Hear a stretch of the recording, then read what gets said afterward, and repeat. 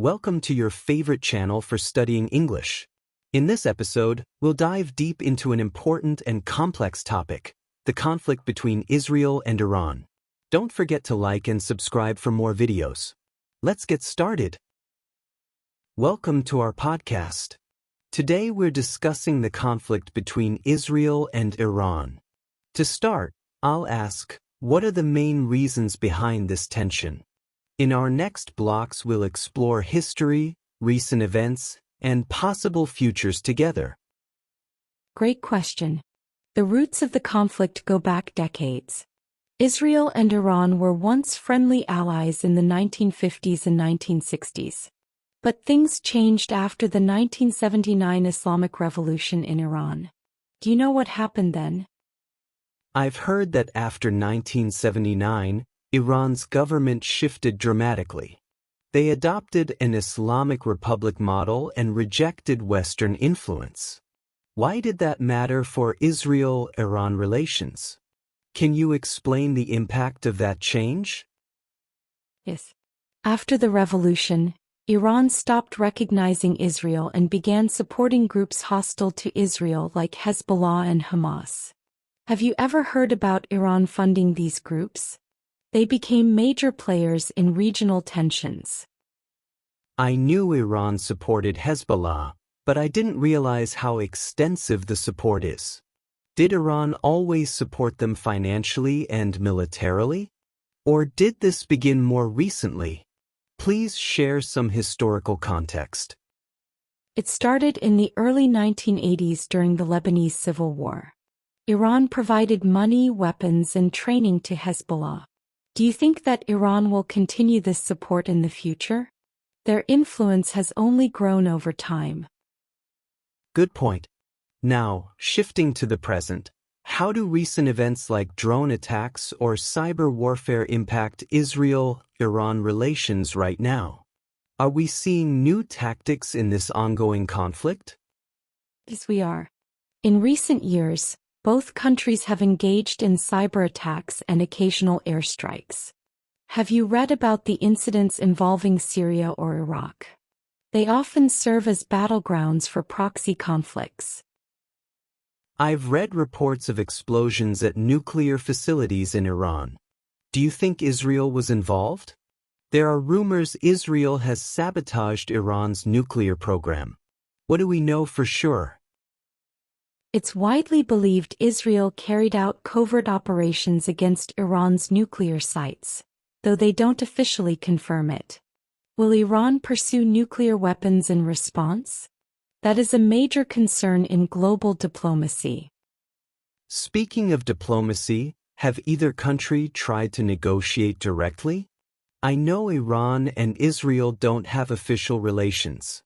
So, is diplomacy happening indirectly, through mediators?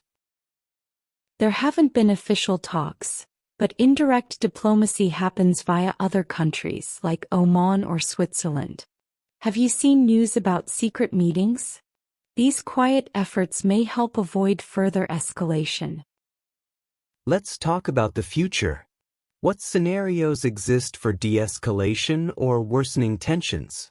Could diplomacy work, or is there a risk of larger military confrontation in the region?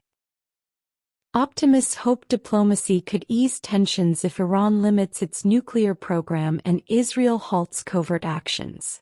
Do you believe both countries are willing to compromise? That's the big question for future peace. If we apply future tense, will Iran sign a new nuclear deal? Or will they continue enrichment? And will Israel join such a deal? These questions will shape regional stability in the years ahead. Iran could return to the JCPOA if international pressure loosens. Will Israel allow inspections? Jerusalem expects Western backing. These are tough negotiations involving both present concerns and future hopes. Now on past. Did you know Israel and Iran had strong relations before 1979? They cooperated in trade, intelligence, and military matters. They actually had embassies and high-level visits. It's true. Israel even sold arms to Iran during the Iran-Iraq War in the 1980s. Have you heard about Operation Seashell? That was part of Israel's strategy to counter Saddam Hussein. A surprising chapter in history. That past cooperation seems so distant now. Do you think history could repeat itself positively? Or has the ideological shift after 1979 made reconciliation impossible? Ideological divides matter, but so do national interests. If a future Israeli government prioritizes regional security over ideology, could ties improve? It's possible, but trust must be rebuilt. Regarding current events, have you seen the news about joint U.S.-Israel naval drills? They show strong alliances. But how do these shape Iran's strategic choices in response? Might Iran feel cornered? Definitely. Iran often says these drills threaten regional balance. Will Iran respond with more missiles or proxy attacks? So far, they have increased militia activity across the region in response. Looking back, did the Iran-Iraq War impact Iran's view of Israel? Iran perceived Western and Israeli involvement in that war, shaping a long-term distrust. That war still echoes in current policies. Yes, Iran sees external alliances as threats. In your opinion, could regional organizations like the Arab League or Gulf Cooperation Council influence peace? Their voices matter in regional stability. Good question. Will countries like Saudi Arabia or the UAE mediate between Israel and Iran? They've grown closer to Israel diplomatically. In the future, they might act as bridges or pressure Iran. It's possible. Is Iran likely to respond positively? They may not welcome Gulf states siding with Israel. Diplomatic bridges can be fragile. Only transparent negotiations can build trust across borders. Now let's ask about nuclear weapons. Has Iran ever officially said it wants nuclear arms? They claim their program is peaceful, but Western intelligence raises fears. What's your take? Iran insists its nuclear program is for energy and medicine. But will they abandon weaponization? That depends on international oversight. Transparency and inspections are crucial to reassure critics like Israel. Speaking in future terms, if Iran develops a nuclear weapon, will Israel strike preemptively? Many analysts warn of a possible military confrontation. This scenario worries global leaders. Yes, some Israeli leaders have hinted at preemptive options. Will the international community intervene? That depends on global alliances. UN resolutions, pressure, or diplomacy could alter the outcome. Let's ask about public opinion. Have people in Israel or Iran ever expressed desire for peace? I've seen some social movements and cross-border initiatives. What have you heard? There are peace activists and scholars advocating dialogue. Have you seen any grassroots movements? Some Iranian and Israeli students exchange letters. Their hope for peace is quietly growing despite politics.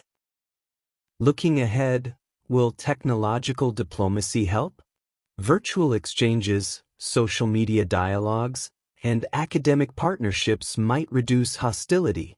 Could these shape future relations between the two societies? They might. Did you know that young Iranians and Israelis connect online? They share culture and aspirations. This digital diplomacy could build people-to-people understanding and challenge political narratives.